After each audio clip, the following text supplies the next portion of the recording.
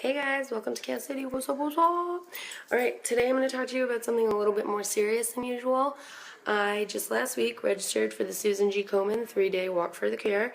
It's the breast cancer walk, 60 miles in 3 days. And pending that I raise the required amount of money, I will be walking July 26th to 28th. So I did this for a couple reasons. I think that really terrible things, like cancer, happen to really good people. And I'd like to show my support of breast cancer patients and survivors and family members that really go through a lot.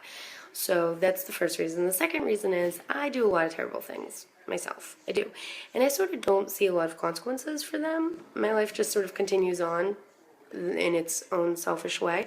And so I need to kind of do these good things to balance out the bad things that I've done, you know. So I really need this walk. Let's call it for karma's sake, I really need to do the 60 miles. So I thought that today I would share with you some of the bad things that I've done in my life, and you will see just exactly why I need to do this walk.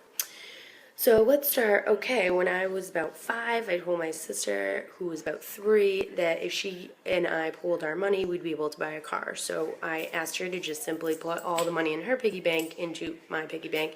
She had probably around $5. I had about 37 cents.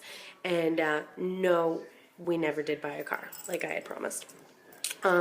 When I was in 3rd grade, I told my best friend that I wouldn't be her best friend anymore unless she gave me her lunch money every single day for the entire year of 3rd grade. And I honestly kind of blame her, because why did she need a best friend that took her ice cream money all the time?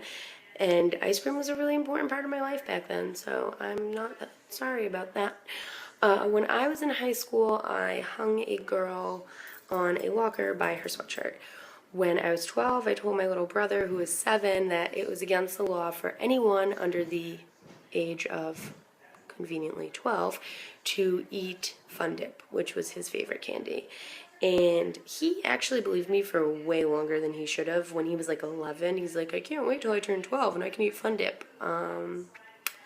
Wait, you still believe that? I told you that 4 years ago. Jeez, man. Okay, when I was in high school and we moved out of my home and into a new home, and we had not sold the old home yet, I threw a party there. Also, the night of junior prom, I told my parents that I was going to have 6 or 7 couples over after prom, so they're thinking 12 or 14 people. And instead, when I got there, I just told everybody I saw, come to my house after prom. Once you're there, my parents can't kick you out. And we had like close to 100 people show up. Okay.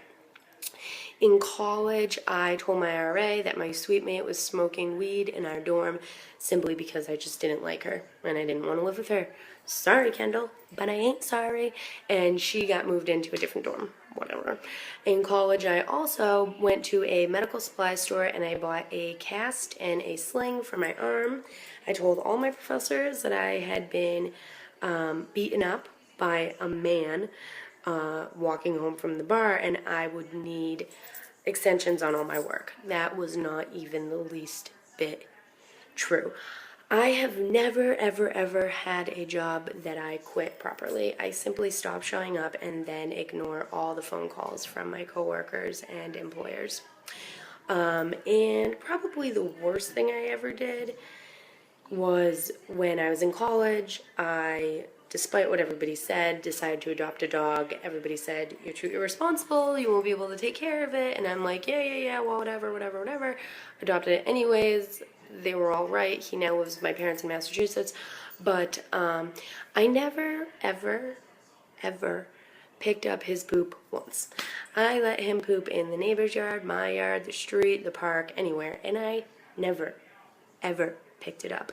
And when all of our parents came for graduation and me and my housemates were taking pictures outside before heading over to the school, one by one, each of our parents stepped in dog poop. And it smelled awful. And it ruined so many people's shoes. And I just stood there like I had no idea how that happened. But in actuality, I had a very good idea how that happened.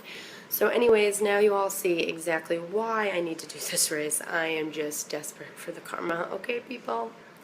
If you want to donate to me, you can go to www.the3day.org. It's the number 3. And if you go to the bottom of the page under donate, you can search for a participant, and if you just type in Kathryn Amorello, KathrynAmorello, you can find me and donate to my page, and I would really appreciate it, okay? Later, haters.